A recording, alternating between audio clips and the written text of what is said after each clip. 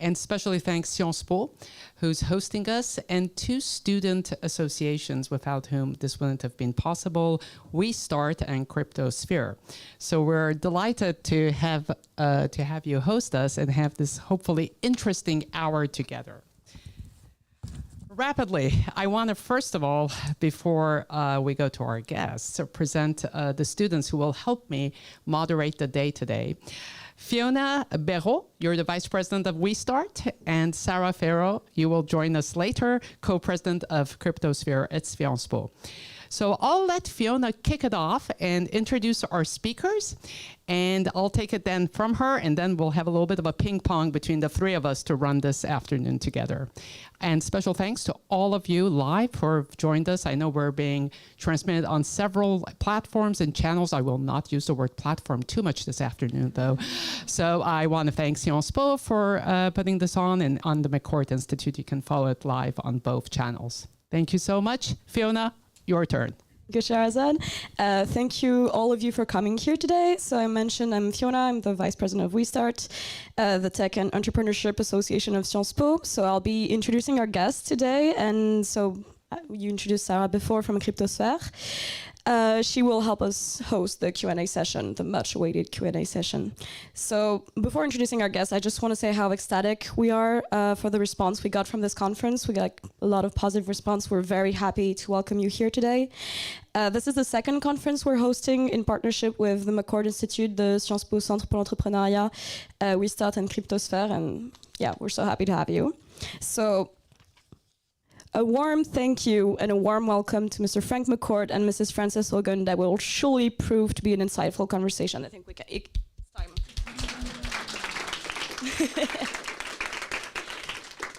So before introducing our speakers, are a few things. So our amazing We Start photographer, Fanny, who's over there, will be taking pictures throughout the event. If you do not consent to having your picture taken or used on social media, try to make her know, and we'll make sure to respect that. Furthermore, a quick reminder that the event will be available publicly via live stream on the Sciences Po and the McCourt Institute platforms. For everyone here and out there, please join the discussion on Twitter. You can tweet at McCourt Inst and Sciences Po using the hashtag #MIEvents. Without further ado, it's a pleasure to introduce our 2 guests today. So good afternoon, Mr. McCourt. It's great to see you again. So it's an honor to introduce you yet again. So for those of you who are not at our last conference, here's what you need to know about Frank McCourt. He was born in Boston, USA, graduated from Georgetown University in 1975, and established himself as a real estate businessman. And he's the founder of the McCourt Company. So today, he's known as a civic entrepreneur, a philanthropist. Moreover, he's the chairman and CEO of McCourt Global, founder of the Project Liberty, and founder of the McCourt Institute, where we find ourselves right now. So thank you for those beautiful buildings. Now introducing Mrs. Frances Haugen. So Mrs. Haugen, before I start, I must insist on what an honor it's to have, I must insist on what an honor it is to have you among us today, and moreover, what an honor it is for me to introduce you. So Mrs. Haugen, you were born in Iowa.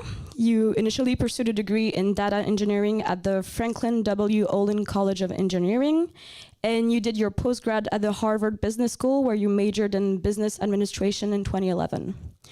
You had an extraordinary career you still have an extraordinary career, but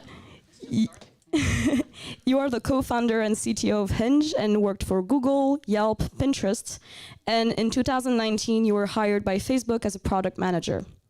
So I've been asked by the communication team of the McCourt Institute to describe you, and I quote, a data engineer, a scientist, and that Facebook whistleblower. So I'm going to give the audience a little bit more background on why you're here today. So in September 2021, as most of our audience was getting a head start on the semester, several major American newspapers such as the Wall Street Journal and the New York Times started releasing a series of articles entitled The Facebook Files. So those articles inform the general public on multiple defects of the Facebook algorithm, including but not limited to a software moderation on A-listers, a lack of control on hateful content, and that Facebook was indeed quite aware of the disastrous effect of Instagram on teenagers' mental health. So most of those articles quoted an anonymous whistleblower as a source who filed complaint with federal law enforcement. But in October 2021, you presented yourself to CBS as that Facebook whistleblower. To quote from your 60-minute interview, "The thing I saw at Facebook over and over again was that there was a conflict of interest between what was good for the public and what was good for Facebook. And Facebook, over and over again, chose to optimize its own interest, making more money." Frances Haugen, you secretly collected over 10,000 pages of Facebook internal research to gather evidence to support the truth. Since then, you've been on a mission to inform the public and warn lawmakers about the dangers you brought out of the open. You, for instance, talked in front of the European, the French, the British, and the German parliament. And today, well, you're potentially talking to the future lawmakers of the world. Frances, why was it important for you to come to Sciences Po and the McCourt Institute today? Hello. And we face a really interesting juncture right now. So it's very easy to look at social media and think of it as kind of frivolous, right? So like the classic stereotype is, you know, social media is for looking at pictures of cats and your breakfast. But for large chunks of the world, Facebook is the internet. Right, that has been my core motivation since I began. It is the thing I repeat over and over to people, is that when you live in an information environment where you have alternatives to Facebook and Facebook's applications, and you have a choice to leave. For at least 1 billion people in the world right now, it might be as high as 2 billion people, 80 to 90% of the content in their language is only available on Facebook. As things like Starlink become more and more viable, as we begin to bring more and more internet access at a lower and lower price point to more people in the world, that number is going to go up, right? And what's super scary is Facebook's current business model does not facilitate providing security to people and makes almost no money from, especially when those people are more linguistically diverse than the first 1 billion people that were on Facebook. So I'm here today because I'm always trying to remind people that it's not enough for us as individuals to opt out. We have to make sure that these platforms act in ways that are responsible, because right now lives are on the line. You know, the United States last week came out and said, what happened in Myanmar is a genocide. It's not 200,000 people died because a bunch of Facebook posts got posted out. It's a genocide. And what happened in Ethiopia is a repeat of that. And what's super scary is we are beginning to see the dominoes begin to fall. And so I'm here today to remind us that we have options. There's actually a lot of paths forward. This is about product design. It's not about censorship. And it's about how do we make platforms that are safe and that work for everyone in the world, no matter what language you speak. Thank you. With that statement, I will give back the floor to Shéhérazade. Thank you both for being here today, and thank you to our amazing audience. We look forward to a thought-provoking discussion. Thank you so much, Fiona. I do want to take the opportunity to thank the president of Sciences Po who has joined us, Matthias. Thank you so much for being here, and thank you for your support and hosting us with so much generosity, and also always opening your university to us. Thank you so much. Frances, I thank you so much, Fiona, for the introduction. Thank you for giving the why. I would love to hear from you, just being over 50 myself, but also I think especially for the students. What happened? How did you make this bold move of deciding to actually whistle, to blow the whistle? How it's not an easy. I've worked in a corporation for years. I'm sure our students are it may look easy. It's what she's done is quite, I'm sure, just wondering how it happened, what made you stress, and what really made you really decide that decision. Would love to hear your personal story out there. So I think there are different phases. Like when you guys will inevitably encounter conflicts of interest in your careers. You hopefully will not, but you may find yourself at companies where what is real and what is said are different things. But the process of becoming a whistleblower is one that no one sets out intentionally to do. You know, you have to begin to be open to the truth, to be open to evidence, because you may find yourself in environments where there's a company line and there is a lot of social pressure to view the world in a very specific way. At Facebook, that company line is that, yes, Facebook might have unintended consequences, but connecting people is the thing that matters the most. Or Facebook's not responsible. Facebook is just a mirror that is held up to society. So the first phase I went through was as I was learning about what was actually happening at Facebook, you know, just being open to learning. That's like your first phase. And this is good as like a general life joy thing, right? Like living with reality is less stressful than living in conflict with reality. I think the second phase was beginning to have the realization that I didn't think it was solvable inside of Facebook, right? That I had a series of moments where I watched things happen where, you know, I'm a little odd for an algorithmic specialist in that I also have an MBA, right? You know, I worked on search quality at Google for years. I was there for like 7.5 years. I was the lead ranking product manager at Pinterest for a while. You know, I'm both an algorithmic specialist and I really believe in organization design. You know, have any of you watched the TV show Silicon Valley? Oh, so the first season, I've heard that later seasons are better. The first season is like a documentary for me. Like I watch it and like they're just like I can tell you the exact moments where I'm like I have watched that moment. It is not actually funny, and like I went and got an MBA because I saw that the systems that we occupy and the systems that we build, if you don't care about management, you can really, really hurt other human beings. So I got this MBA for that reason. I took a class on change management, right? It's a class you often get in an MBA situation. And when I found myself at Facebook, I kept seeing the boxes, like there's a list of like, here are the 8 factors you need to have to actually change an organization. Because change is hard. If change for individuals is hard, change for organizations is hard. There's like 8 boxes. And I kept going down that list and being like, I can't check them, right? Like Facebook is intentionally making choices not to actually set up themselves to change. And the moment where, and so I was really lucky that I was surrounded with really good social support in the run up to when I made my decision, which was I lived with my parents for 6 months during COVID. You know, like I wanted to make sure they were okay. I wanted to make sure I was okay. I ended up living with them. And it meant that while I was going through that phase where I was becoming reconciled to reality, you know, having to be like, oh my goodness, I'm seeing this today. I'm seeing this today.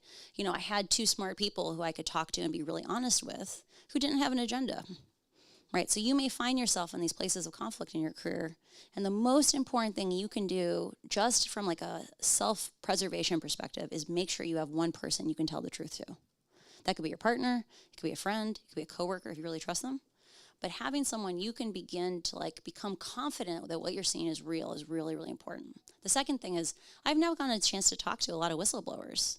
And by the time people come out, a lot of whistleblowers are in really bad shape, right? When I first started working with my lawyers, it was a very odd experience because like they would often just drop casually in conversation. They'd be like, you are so stable. It's so nice. And I'd be like, I've never gotten that compliment before, but thank you. You know, I was always told, get a compliment if it makes you feel awkward. All you say is, thank you. Good, now you all have better manners. And it's because a lot of people go through that first phase that I talked about, where you're becoming reconciled with reality. They do it alone. And they have to build up all their bravery to the point where they can act alone. And that really can hurt people. Like they choose to whistleblow only when they've exhausted all their options and they have no resources. And for me, I was really lucky because I was living with these 2 smart people that I trusted, and I got to be really honest with them. And when the moment came where I finally gave up hope on Facebook, which was they dissolved the civic integrity team. You know, they went in there and they had originally founded this team where literally the mandate of the team is to make sure that Facebook is a positive impact on the world. You know, positive socially, positively civically, you know, prevent genocides, you know, like you should. And they dissolved it. Like they dissolved it, you know, less than a month. Like they dissolved it like 2 days short of a month, maybe 4 days short of a month after the 2020 election. And so basically their success criteria was there was no blood in the streets in the United States. Cool, we succeeded. Like I guess we solved that problem.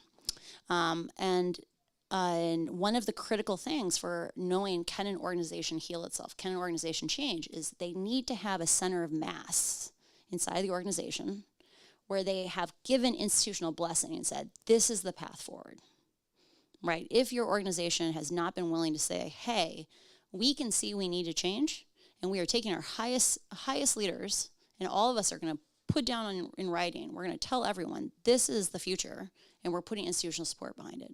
And Facebook basically said, oops, this is like, you guys are writing too many documents that are causing awkward conversations or could show up in discovery.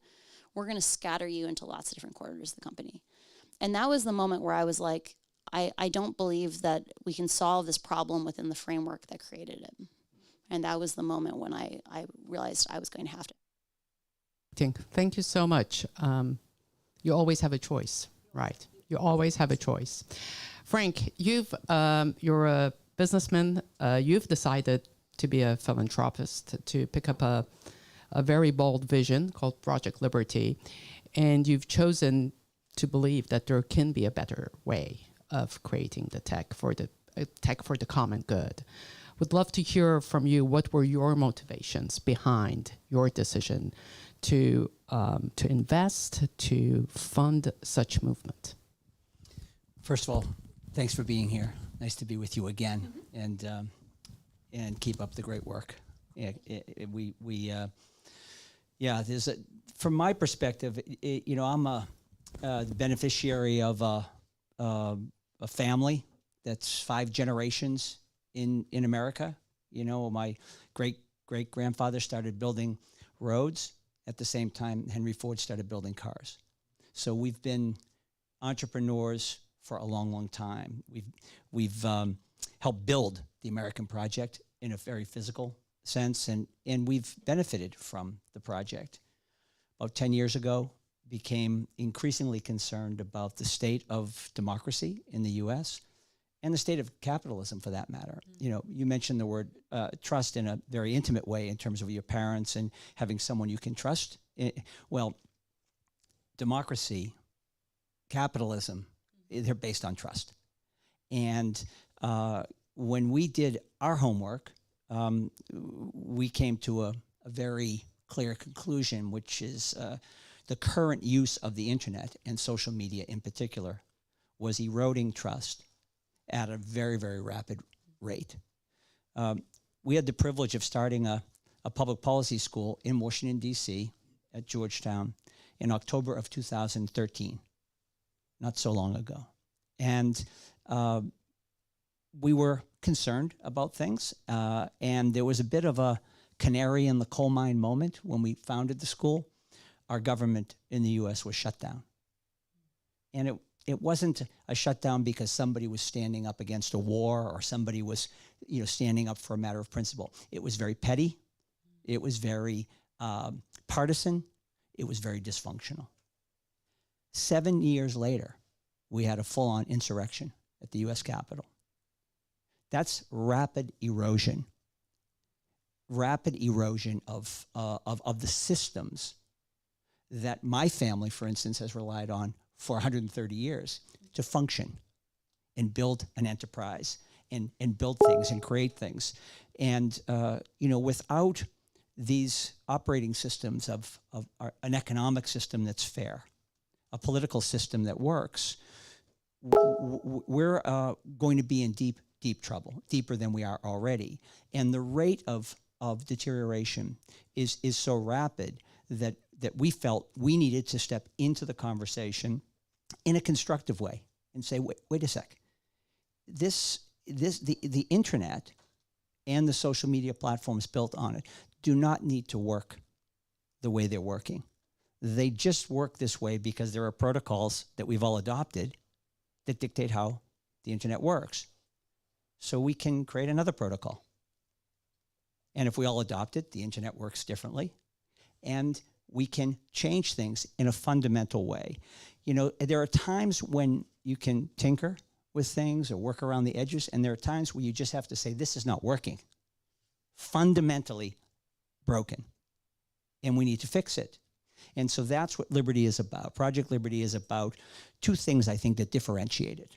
And number 1 is coming forward with a a protocol that's open source. It's been gifted to the world, so it's a public asset, not something that can be privatized. It's a decentralized social networking protocol that, again, if adopted, would transform the way the internet works. It would take advantage of blockchain to create self-sovereign IDs, verifiable attributes, privacy features, et cetera, et cetera. So we are at this moment where we're transitioning from Web 2 to Web 3. This is a key moment because we all know what the internet is capable of now, and we need to fix it. The other thing that differentiates Project Liberty, in addition to DSNP, is that it's 3 tracks. It's not just, some killer tech idea to solve society's problems. We've been down that road. It doesn't work. We need to engage in a very, very substantive way. And so Liberty has a movement track, which is really to get people engaged in this topic, educated, interested, be very active about it, insist on a better future. And then a governance track, which is where we are right now, right? What this institute represents is energizing a conversation around digital governance, in particular around Web3, because this is a moment where we can do something really important together, which is create the standards. And I'm not talking about the engineering standards. I'm talking about the societal standards, the values and principles that we want embedded in the tech. That's what I mean by governance. That step was skipped in Web 2.0. It just happened so quickly. It was a move fast and break things mentality. Now we know things are breaking, big things, important things, and we have a moment here where we can fix them. I would just conclude, Shéhérazade, by saying, why would we think that a internet architecture and not built with democracy in mind would support democracy? Technology is agnostic to democracy. Technology cares less about democracy. We need to actually say, no, we care about democracy. The technology needs to support the values and principles we care about. And so the technologists need to play by those rules. And let the technologists innovate, but innovate with a set of standards and rules and values and principles that we all want to see society embrace and society benefit from. Thank you, Frank. Frances, I see you nodding. Maybe, jumping on Frank's presentation words rather. You said you blew the whistle because you knew it could not be fixed inside Facebook. Frank saying there's an opportunity today with Web3. Yes, it can. Where do you put regulation? And it's a question to both of you. There's a lot of regulation happening. Last week, Europe successfully went through the DMA, the Digital Markets Act, which should be enforced out of Brussels. But I would love just to hear you on Frank's remarks, and then we'll take I'm sure more questions around Web3 and blockchain from the students, but just wanted to hear around inside, it wasn't fixable. What's outside can fix it? And I think is it fixable? So I'm a big proponent of what's known as defense in depth. So it's not like when you're doing your personal web security, right? Like you don't have just you don't just have your password manager. You also have a VPN, or I'm extra paranoid and I have little snitch and every single connection I manually approve, right? It's all a question of you don't do just one thing, you do all the things. And I think there is a role for regulation in the concert of activities around how do we have safer systems. So on the most basic level, the government doesn't tell us what to eat, but the government does put in a framework that says the factory where your food is made, we're going to send inspectors in there and make sure that it's clean, because it's hard to be able to do that on a product by product basis. Or if they claim something's in the can, we're going to make sure it actually is in there. Oh, and by the way, you have to disclose, at least in the United States, how much trans fats are in things. And it was amazing. They never had to ban trans fats in the United States. They put it on the labels, and within 3 months after that, it was basically gone from every product on the shelves. I think there's a really deep need for legislated transparency on social media platforms, because there's this question of my partner has long conversations about what is the quality assurance process on laws, right? Like there are lots of laws that are passed, like GDPR, where there are hiccups in how the laws were originally written, and it's very difficult often to amend them, right? So having things like sunset clauses is like a great natural quality assurance process. Similarly, we need quality assurance on social networks. Part of why Facebook was allowed to make lots and lots of small decisions, which in aggregate have been so destructive, is because no one was watching, right? No one could watch. And they made choices to be even less opaque, less transparent than platforms like Twitter. Like Twitter lets you see 1/10 of all the public tweets. And I think they make more responsible decisions because they can see they're being watched. Or like Google knows you can download and analyze the search results. And so they literally staff engineers on blogs that will answer your questions about how search works. I think we need regulation to have transparency because there has to be legal teeth when you lie. Because Facebook has demonstrated that, you know, even their transparency center is, I think, a beautiful work of art, right? Like when I look at it, I'm like, ooh, what are you trying to say with this graph? Instead of like, what does this graph say? Because if we don't have like at least that common playing field, we can't evaluate alternatives because we're forced to accept the frame of reference of those platforms if we can't get transparency into them. Beyond that, I really care a lot about duty of care. Like I think we should have a legislated safety by design precedent where it's like you can do what you want with social media, but like you have to demonstrate that you thought about the consequences as you build things.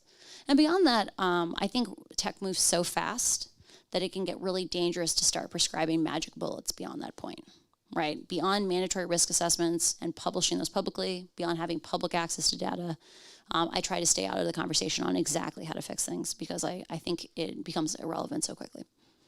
Thank you, Frank. Do you want? Yeah, I've seen the movie before, and been at the table, you know, where the regulations are made, and it's there are times when regulatory reform and fixes actually solve problems, and there are times where they actually create more problems. Yeah. So I think of the regulators sort of as the firemen. The house is on fire. You call the fire department, and they come and try to put it out and limit the damage, and then you call your architect and your builder, and you build something better, stronger, that's not going to catch fire again.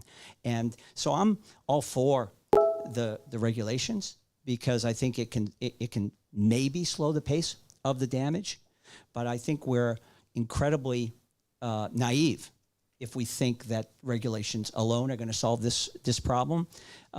It's not going to happen.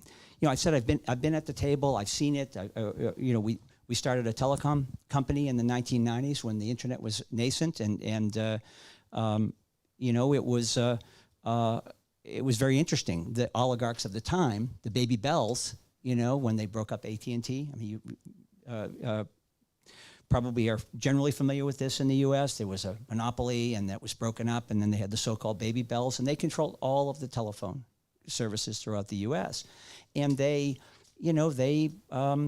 used their lobbying power and their ability to create regulations and be at the table when they were created so that they knew how to operate around them, and so that those regulations created yet another barrier to entry for the startups. And it's problematic because it just exacerbates the problem in many cases. And I think in this case, there's no doubt that the design is flawed and it needs to be fixed. The internet's here for all of us. Okay, it's here for people. It's not here for these platforms. And if they want to adapt and play by society's rules and support democracy and operate in a way that is more constructive, then I'm all for it. But my experience is that if they were going to do that, and I'm referring now to big tech that's based on data surveillance and exploitation and so on and so forth, they would be doing it.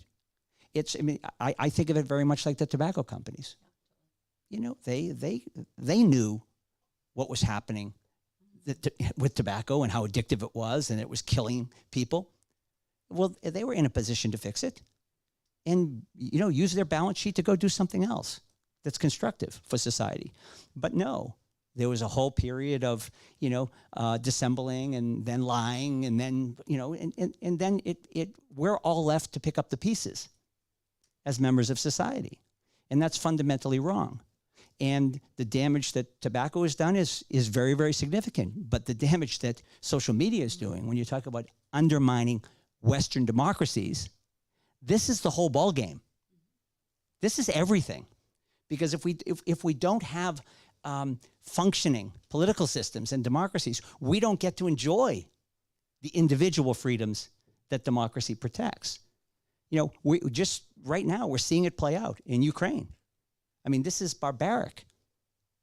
In this day and age, we're watching this devastation, this human suffering, and this undermining of democracy. Walk the cat backward. It connects to Brexit.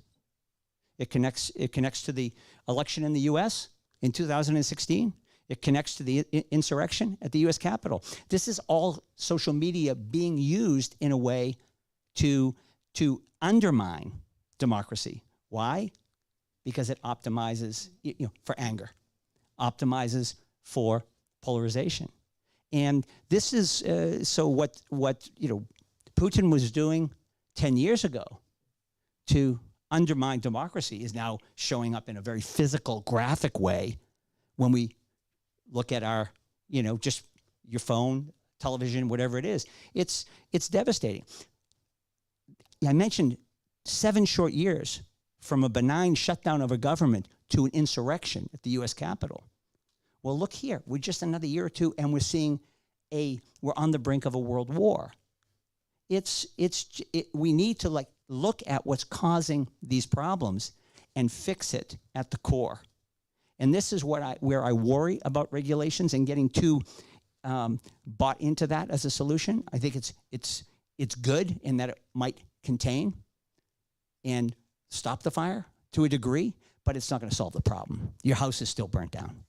I think it's really important. It's just to make that there's this question of when does regulation work and when does regulation not work?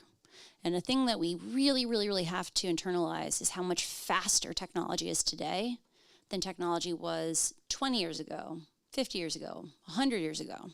So just rolling out the telegraph around the world, or even rolling out the telegraph in the United States, that took decades, right, to really get penetration. Telephones took decades. Televisions took decades. When I was a kid, my parents had just gone to color TV, and I'm 37. Speaking of, there's no age on Wikipedia. There, you can go and fix that. But think about that. Color TV had existed for 30 years, or 25 years, and my parents didn't have a color TV, right? These things went slow, and yet, we went from having the first iPhone in 2008 to a large fraction of 16-year-olds having beautiful smartphone displays, even if most of them are Android, maybe 8 years later. That's crazy. And regulation is always going to run behind technology. So when we think about regulation that can work or regulation that can't work, we have to think about systems that are self-healing. So that means things that are dynamic, because if we just come in and reject things, which is the most common kind of legislation, we come in and we say, I am offended by X, or, feature Y has hurt people in these ways, let's ban it. If we just do that, we always will run behind. And the thing I'm really scared about right now is the metaverse. A lot of the conversations that we've been having about the context of social media, the metaverse was designed so that that anger we had at social media, it doesn't directly apply, right? They say, yes, you got harassed, you got groped in an app on the metaverse, but we didn't write that app. We just had the hardware, right? So if we play it just from prohibiting things, we'll always be on the back foot. We have to think more holistically. Thank you so much, Frances. Thank you, Frank. I'm going to let the floor to Fiona and Sarah, who will continue the discussion with the students and take the Q&A, and I'll join you at the end. Thank you, Sarah. Thank you. So thank you, Mrs. Haugen. Thank you, Mr. McCourt. Thank you, Mrs. Semsar-de Boisséson. I'm sure that after that very enriching exchange, the students have a lot of questions to ask you. We also have a list of some that were asked when they registered, but I'm sure that we won't need it. So with Fiona, we selected 6 main themes by looking at the questions that they asked. So the themes that will be treated, and in that order, will be social media privacy and regulation, social media and democracy, Meta and GAFAM's accountability, Frances Haugen personal experience, the future of data management, and open question. So please make sure that your questions fit into the themes that were chosen. So we will select a group of 3 questions per theme, and I'm going to remind you of the first theme, which is social media, privacy and regulation. So if you have questions, the floor is yours.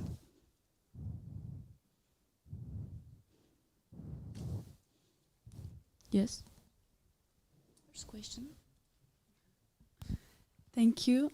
Thank you for your interventions. They were very stimulating. And I have a question regarding privacy and regulation, so more related to the last point you mentioned. So in Europe, at least, NGOs and civil society are at a crossroad where the European approach is more calling for regulation, while we see the US-based approach more kind of wary of regulation as magic bullets, as you also mentioned from your experiences. So it seems as if there is this double kind of approach, and do you call instead for a company-based or individualized sense of responsibility?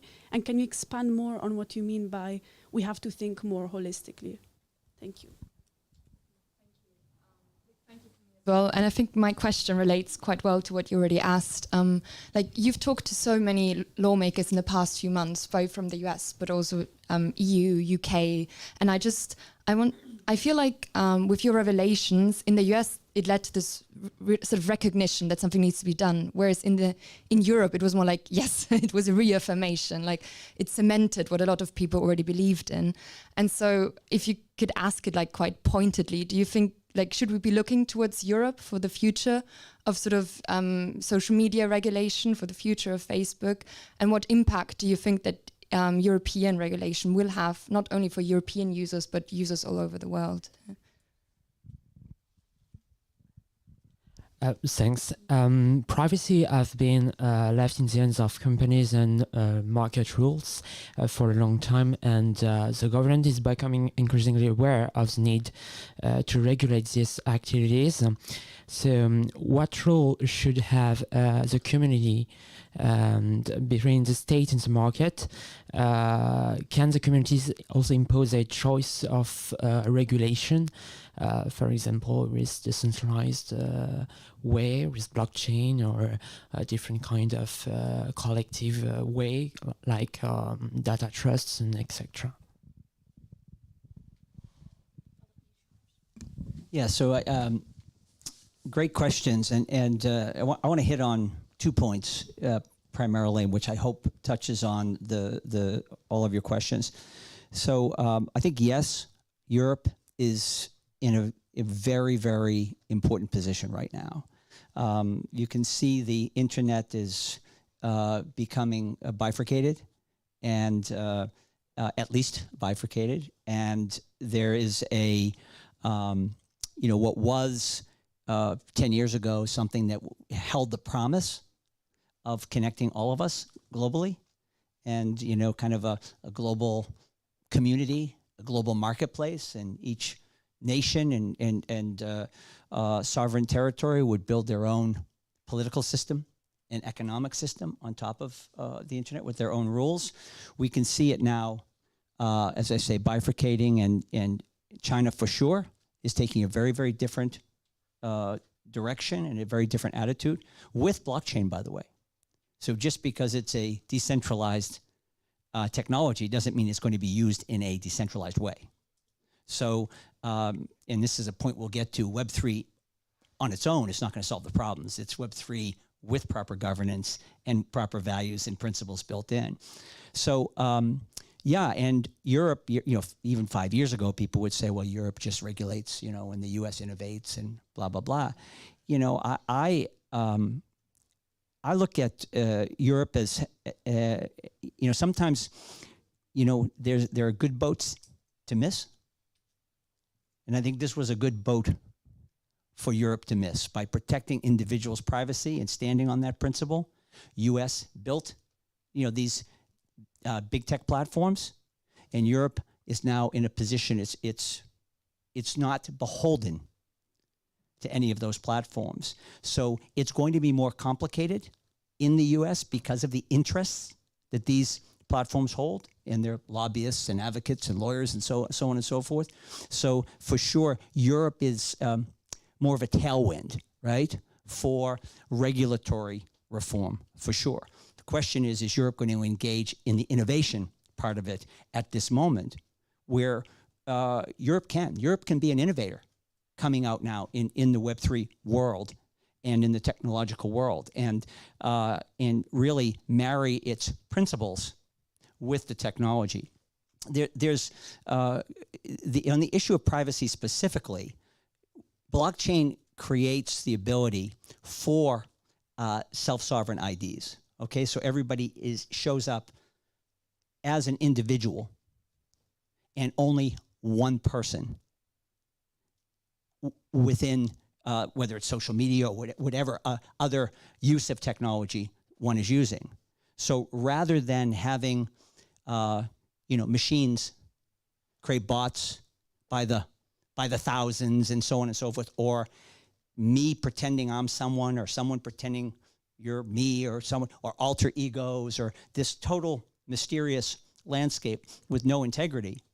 With blockchain, everybody can have one ID, like you have one license to drive, or one passport, or this or that. So now you've eliminated a lot of the opportunities for abuse. With blockchain, you can have verifiable attributes. So you can know what the attributes are of the person you're communicating with. Are they who they say they are, and so forth. And you can have a privacy toggle, right? You can be anonymous, self-sovereign, ID a person, you're a person, but I don't know who you are. You can give your data for a public purpose to solve a problem, a disease, the next novel coronavirus, et cetera, or if you're in a trusted group, you can share your privacy or rescind it. So blockchain enables a lot that the current technology doesn't. Last point on data in Europe versus the US. In Europe right now, your data cannot be monetized, right? It's treated like an organ, one of your vital organs. I think we need to have a conversation about this, because your data is valuable, and your data is being monetized, whether you like it or not. And so with Web3, you have a wallet. You have the ability to actually benefit from the value your data is creating. And I, for one, do not equate it to a vital organ, because nobody is taking your organs as you walk down the street from you. People are taking your data as you're walking down the street from you. It isn't just social media. We search, we shop, we have homes with smart devices, we have cars that are 30% software. We walk down city streets and are surveilled. We're living in a surveillance world.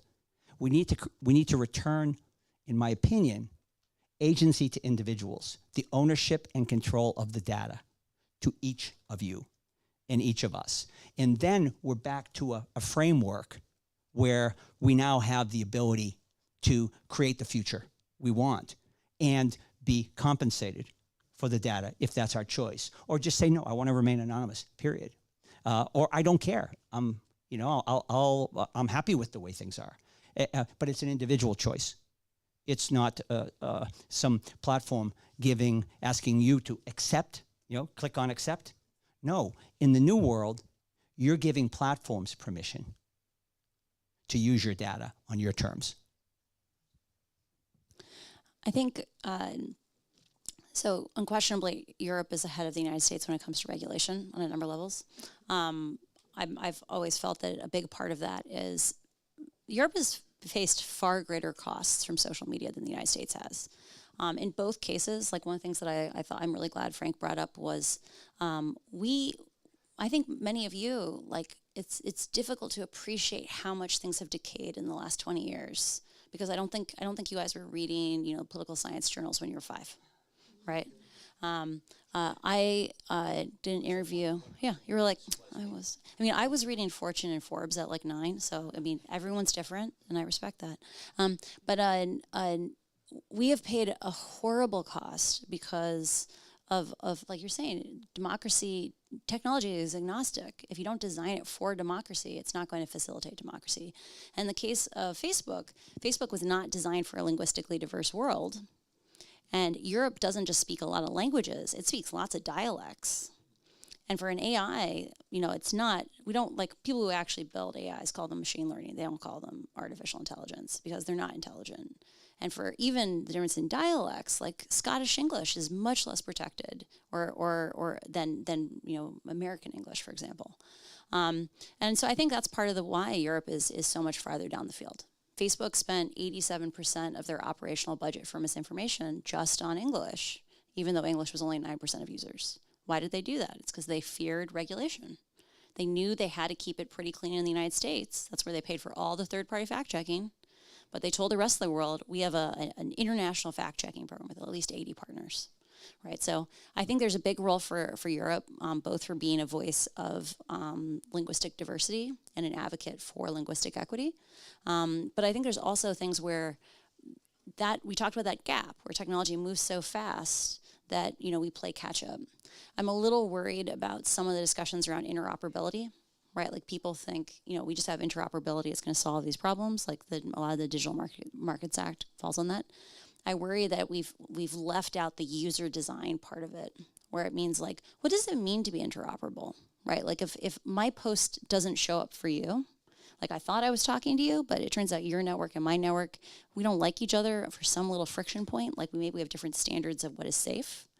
Like, does that still cause everyone to concentrate in the same spots? I don't know, but I don't think we've had those conversations enough yet. With regard to the question of individual control and agency, I'm really excited about Web3 because I think the space for governance is really interesting. That looking at how my partner runs a foundation for a coin, and he's trying to move right now from having a centralized model to having a DAO, right? If Facebook had been run by a DAO, do you think we would have moved away from having it be about our family and friends? I don't think so. I think people would have been like, no, I don't want you to put me in groups I didn't sign up for. No, I don't want you to show me content from people I didn't, or I want you to give precedence to content I asked for before you show me content I didn't ask for. So I think there's these things where we are opening up a new chapter where decentralized technologies and thinking about decentralized governance gives us an opportunity to hold new platforms closer to their original hearts. Because we always need to be thinking about what are the incentives that drive these product design choices. So just like Facebook is going to, we just make the hardware, we're not responsible.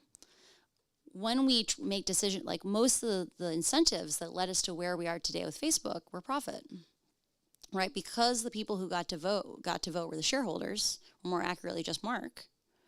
And we ended up in a situation where every time those little decisions, we always kept pushing further away from public safety. And so I'm really looking forward to like what could be the role of the public in the governance of these platforms, because I think it'll keep it closer to what we actually want and desire. Just one point to add, because you hit on the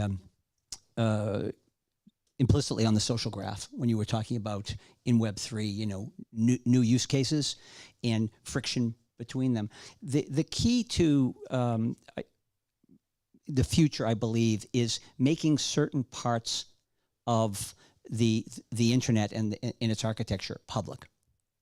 So think of the social graph, which is really the key to how this all operates right now, rather than being a series of individual graphs and platforms sucking up all that data. Think of the social graph as a universal graph, a public utility. And it's a decentralized, universal social graph. And apps get built with that in mind, and you all decide how, as I said earlier, how your data gets used for what purpose and so on and so forth, and what are the rules for you in terms of your data usage. And you're not limited to one app or another.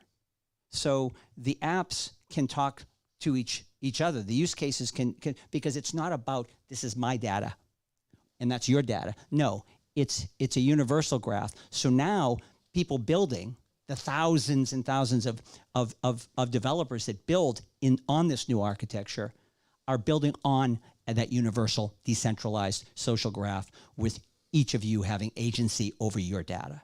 It's a totally different way of thinking about how the internet works, but it's totally possible. Again, it's just a protocol. Well, thank you very much. We'll move on to social media and democracy. Do we have any questions from the audience? 1, 2, 3.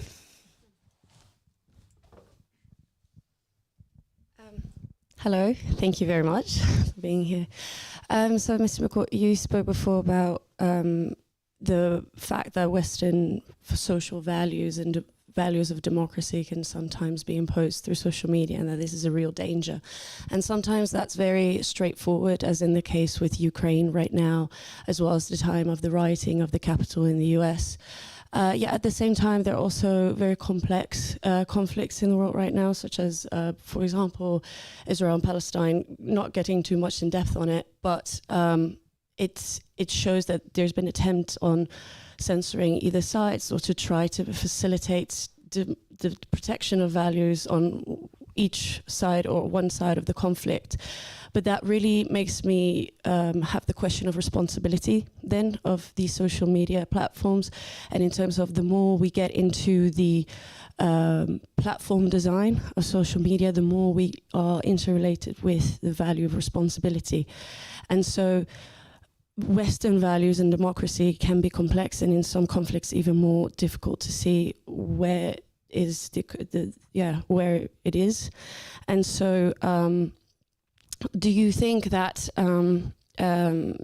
it's good to go forward with this enhancement of product design and putting that responsibility in social media, even if at one point in the future we look back and think, oh, maybe we were not on the right side, on the right decision of the protection of certain values?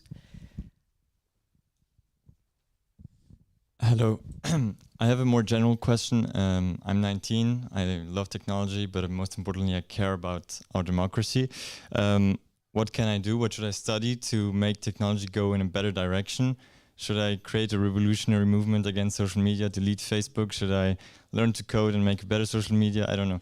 What can we do as a collective society? What can we do as individuals? And what can we do as the younger generation to make things better, because we're going to be confronted more and more to these fundamental questions. Thank you. Hello. So I have a question about Web3. Aren't Web3 perspectives and solutions only a way to see the problem as a me problem and a me responsibility, kind of atomizing the political decision to the individual choice, when we see it might be like a collective issue that actually asks for way more collective organization and decision to build mutual trust? So I can do it. So the thing I wrote, so 2 questions. So two and a half. So I'm going to lump you guys together, and you're gonna come at the end. I really, so when we talk about democracies, little d democracy, or things that are little d democratic, people often ask me to tell them how to fix social media. They're like, Frances, you brought out 22,000 pages of documents. You've been working on algorithms for like 15 years. You've worked on like 4 or 5 social networks. Like, just tell us how to fix it. And that inherently is undemocratic, right? Like, I fundamentally believe the thing that led us to where we are today is that too few people knew what the hell was going on, right? A generous estimate of the number of people in the world right now who understand the dynamics of how these systems work, like really, like what's the intersection of the product choices and the algorithmic choices? It's like 300 or 400 people in the world, right? There are maybe 40 people still at Facebook that really understand how all the different systems intertwine to each other. And that's because the people who are most drawn to focus on data science are often not people who are super focused on the humanities. And we need to train more and people, right? So the thing I really want to spend a lot in the next year doing, and this is a thing that part of why I'm here today, is I want to work on simulated social networks. So, right, like when you guys learn physics, you learn about abstractions, like things that don't exist in reality. Like when we talk about a spring, it's a fantastical spring. You know, the spring has no mass. It doesn't heat up as it oscillates. It moves through a vacuum on a frictionless surface, right? Like these things don't exist, but you learn about reciprocating motion, right? You learn about differential equations. They're good enough to learn those things. And I think we need a lab bench for being able to teach classes that are about multiple stakeholders. So right now, if you were to graduate with a machine learning degree today, you would show up in an industrial machine learning setting where the decisions you made were radically more complex than the ones you've ever made in your coursework. Like if you're a data science, taking a data science class, you work with toy problems where there's like a ship, no ship decision, and it's pretty clean.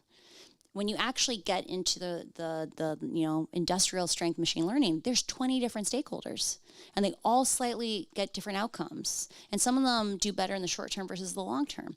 That frame of how to think about trade-offs, you only learn it right now. Google, you only learn it at Facebook. There's maybe like 20 or 30 companies right now in the industry where you really get a robust education in that. But that conflict, that idea of like, how do we design an algorithm for a diverse world? That's like basically vital to us having a democracy in the future. So I think that question of like, we need to start thinking about, if we were talking about oil companies, we graduate globally at least 50,000 environmental science majors every year.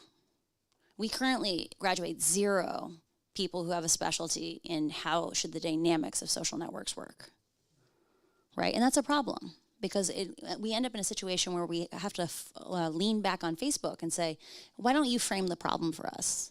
And the reason we're arguing about censorship right now, right, and like, are we taking down too much content, or are we leaving too much content up, is because Facebook's been like, hey, the only thing we have to argue about is how much you want to censor.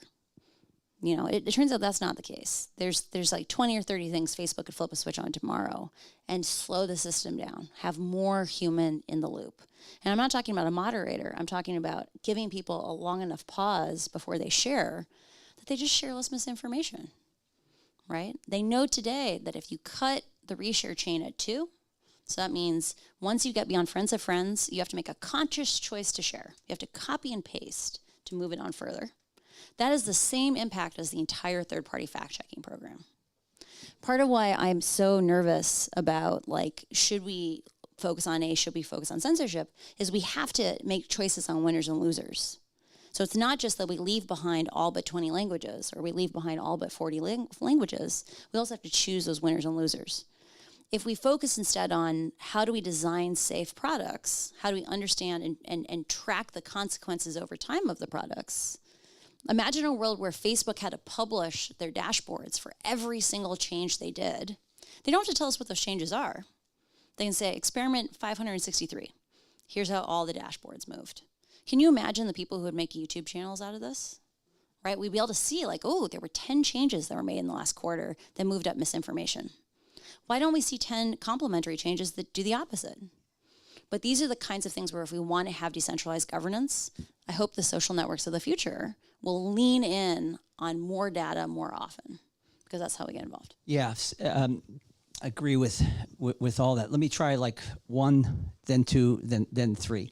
So I think we'd agree that Web3 and decentralization by itself as a technology is no guaranteed, panacea or even improvement. It could theoretically make things worse. Usually technology becomes faster, more powerful, more pervasive and so forth. So the key in my opinion is that we're at a moment where there's a new generation of technology emerging. So we have knowledge that we didn't have 30 years ago, 25 years ago, about how powerful the internet is and how it works. Maybe a few 25 or 30 years ago did, and maybe those are the big platforms now. But for the most part, people were not paying attention to it, right? In the same way. It's like, what is this thing? And then it became part of our lives, and it became easy to use, and then the apps showed up, they became more and more polished, and we just use it. And the smartphone came on the scene, and that was huge. The point here is that there's something possible now if we get it right. there's no guarantee that it's going to be right if we don't have the other aspects of this, which is why when I talk about Project Liberty having 3 tracks, yes, it's a tech track and a tech solution and so forth, but the movement track is very important. That's what this is in a way, right? It's education. It's socializing ideas and problems and getting people engaged. And then the governance track, which is how should it work? What should be the rules? It's not for one thing I know for sure, it's not for me to decide. It's not for an individual in a t-shirt and a whiteboard to decide what's good for democracy. That I know for sure. So we need your engagement in the world's engagement and really smart people who are thinking deeply about the social scientists and the humanistic, aspects to this. We need to build it for society. In terms of the question around censorship and versus privacy and this and that, I think it's important to think about what's possible in Web 3, not in the frame of Web 2. So we're not talking about a big social media platform replacing a big social media platform that works in a different way. We're talking about thousands of social media platforms working on a new ecosystem, right? So think of it as a new ecosystem replacing a large platform or a big tech architecture, which is data extraction and monetization and exploitation and so forth. So it's the ecosystem provides this reset, and lots of things can be built where, and again, for the third time, individuals own and control their data, okay? You have choices that you make. The tech alone will not, solve all bad human behavior, but there is an opportunity to create an architecture which will solve a lot of what we've observed is bad behavior. When you have a platform that's actually optimizing for bad behavior, you're going to get a lot of bad behavior. So let's build an ecosystem that optimizes for good behavior, right? The way we want society to really work. On the last question about how to get involved, you're doing it right now, right? You really are. And when we started this institute, we started with deliberately picking 2 universities known for their social sciences, not 2 computer science universities. It isn't to say that this institute doesn't want to or need to partner with, the MITs and the Stanfords and so forth of the world. We will. But we wanted to signal from the outset by choosing Sciences Po and Georgetown, 2 universities known for their commitment to the common good, right? To this idea of purpose in life, betterment of humankind.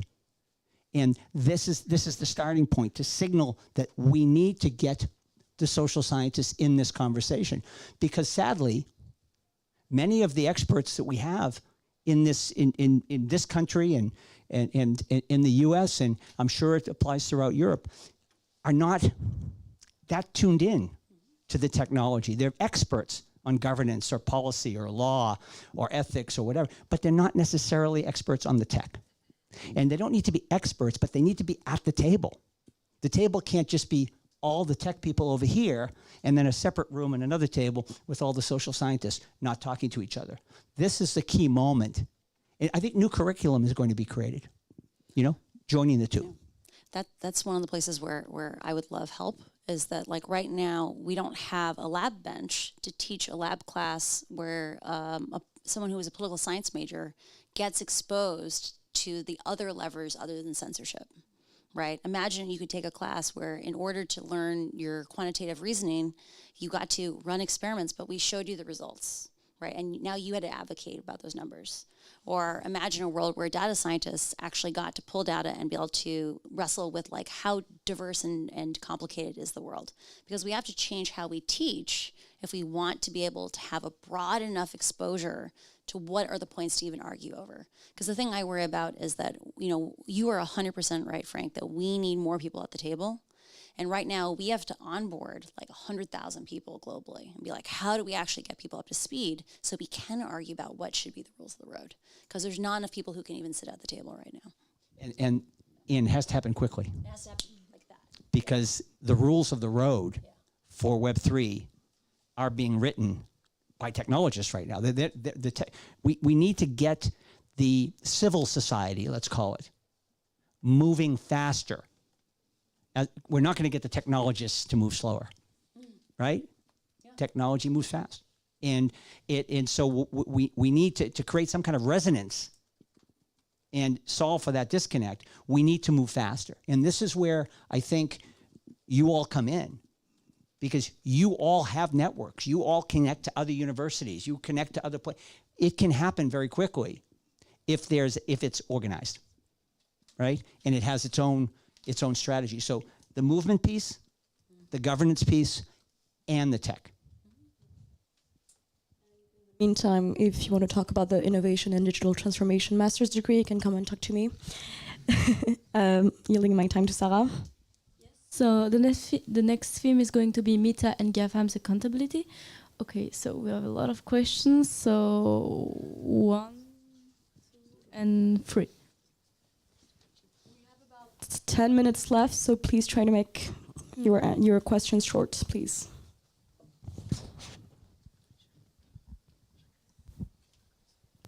First of all, I just wanted to thank you both for coming. It was very insightful, all this discussion. What a lot of people don't realize about the internet is that it's actually being powered by submarine cables that go under the ocean. And a lot of these submarine cables are being constructed by GAFAMs and by Facebook and by Google. And what sort of regulation is actually being put around, the processing of data through these cables? And does Facebook or Google have access to the data going through them? And how can governments better regulate that? Thank you. Who is number 2? You wanted to ask a question. Thank you for sharing your thoughts on all the things. So I have question, I'm broadening the aspect of the question. One is that you mentioned tech moves very fast, and in terms of accountability, Meta and GAFAM, they do not have interest to self-regulate themselves. So how can government cope up in the future with this fast moving tech? And my second question is also, apart from these institutions, how other institutions, for example, legal institutions and lawyers, law firms, help being creative and skirting the laws, and how can that be stopped in the future? Thank you for your conference. It was really insightful. My question is about the iOS 14 update by Apple, which actually restricts Meta to use user data in their targeted ad campaigns. And interestingly, this is not an initiative that I think it's put forward by a public entity that actually serve common good, but actually by another private corporation who actually serve profits and shareholders' interest. And I would like to know how you assess this. Do you think this is another a first step to GAFAM companies trying to self-regulate or trying to self-heal? Or do you see this as one GAFAM company trying to kill another competitor? Thank you. I feel really naive. What does GAFAM stand for? Google, Apple, Facebook, Amazon, and Meta, yeah. Multinational. I'm happy to. So, let's. I think on the issue of the regulation and keeping up with the pace of technology, I think it's something we could sit here all afternoon and debate. And again, I don't think the regulation is a bad thing. I for one don't think it will ever keep up with the pace of the change, the rapidness of the technology built on the current architecture. Okay, I think it's insane to think that we're going to constantly be putting out all of these fires and dealing with all these problems when we could focus on the core issue and redesign how the internet works.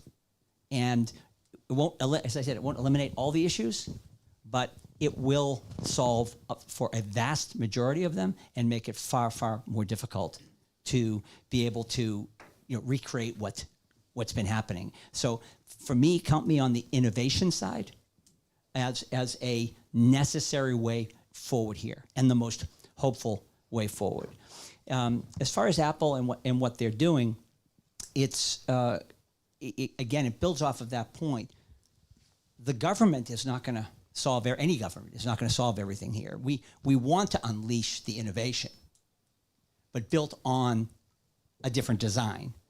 I think what Apple's doing is staying ahead of the curve You know, I think they're part of a group that's not the most popular right now, and they're being smart about staying ahead of the curve because people see the ad tech or the attention economy as very problematic because of the algorithms that drive it, and so they're trying to be more. They're being sensitive to that, right? What's interesting is as what they're doing is actually causing the advertising to be more valuable to the individuals because because of the filters that are being used. It's highly instructive to me because imagine if we moved from an attention economy to an interactive economy. And so now, if you wanted to buy a new computer or a new pair of shoes or something, and you were deliberate about that, rather than being targeted, which you are now as soon as you indicate that that's your interest, what if you signaled the interest? You said, I want to buy new sneakers, some new shoes. And the internet is very good in that way, right? Lots of options, lots of different prices, lots of different colors, lots of different styles, and it can all happen very, very quickly. We want that information. The internet is amazing like that. But you've signaled what you want, and then you can decide what you want. And you're not then targeted, right, with ads that you don't want for the next week or 10 days. And because you're not being surveilled. You're actually saying, I would like information at this moment on this particular subject. And by the way, in the transaction, imagine if your data is being used, you're getting a microcredit in your wallet for the use of that data. It's possible with the new technology. As far as the cables are concerned, big tech has really moved to building their own and owning their own pipe. And by the way, the big pipes here in Europe come into Marseille. Yeah, and which is a big opportunity for Marseille. But Dunant is coming into the west coast of France as well. There's also Maria, which is going into Spain. So you're following how all this data moves, right? And there's huge security risks there, right? Which is why a lot of these big tech wants their own pipe that they control. And I think that this is part of the infrastructure that's going to have to be rethought. You hear in Web3 about layer 0, like a Polkadot, and then layer 1 and layer 2, and then the app layer. There's actually layer -1, -2, and so which is what we're talking about now. It's kind of that telecommunications infrastructure, and that's going to have to be thought through in this new world, right? Because it's no longer going to be, hopefully, a world that's controlled by a few platforms, and it's going to be much more decentralized. So I think you raise a good point. I don't know what the current regulatory status is for those massive cables. So like I was saying earlier, I always think about quality assurance. Like, what's the feedback loop? Because the thing that's happened thus far with big tech is just way more opaque than any equivalently powerful industry we've ever encountered, right? Like, to go back to the oil company again, when we graduate environmental science majors, we teach them all these techniques for how to sample the soil, sample the air, sample the water, so we know what's being done to us. And in the case of smoking, right, the smoking companies came out and said, we've made filtered cigarettes, the cancer thing, it's gone away. But because scientists could independently verify it, they were like, we made artificial lungs. We know these filters actually make you breathe in deeper because it's less astringent and all these different things.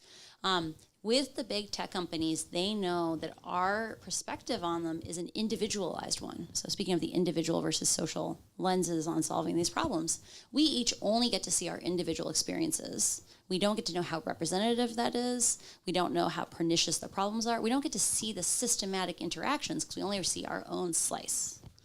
And big tech has taken advantage of this. Part of how we've gotten here is not malicious actors who had nefarious purposes. Though I'm going to tell a story at the end about cables that's really quite juicy. And they got there because there wasn't QA, right? They only had to report their profit and loss. They didn't have to report anything else. And I think, one of the things I'm really excited about the Digital Services Act is that there's much more transparency around data. because the public needs to have the right to ask questions and get real answers, because that allows us to put pressure. And I think those kinds of interventions allow us to start thinking more systematically about how do we exert pressure, because right now we don't even know how to ask the right questions.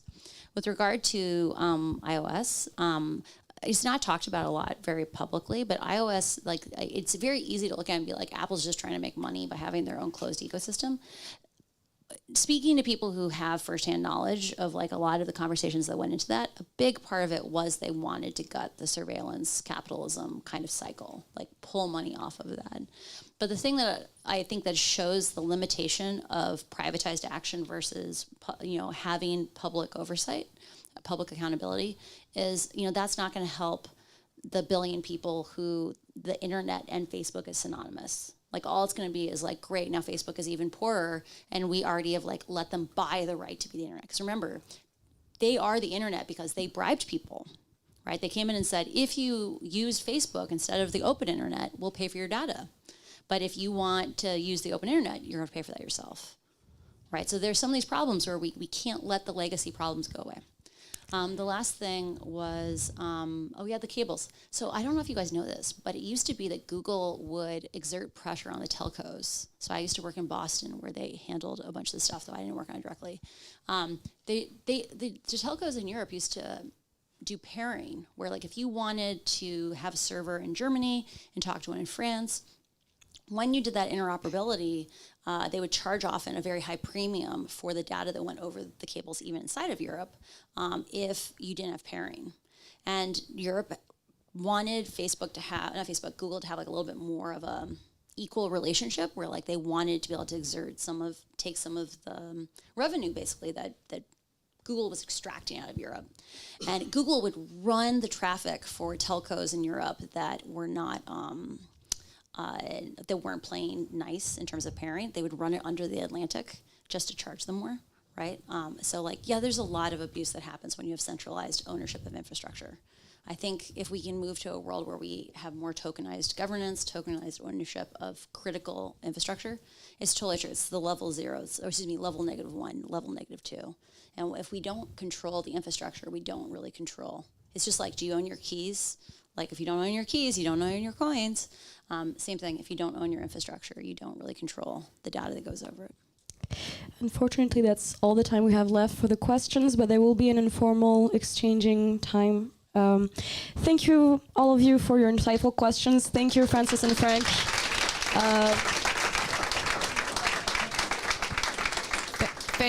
Thank you, Fiona, and thank you again, Sarah, for running this Q&A session.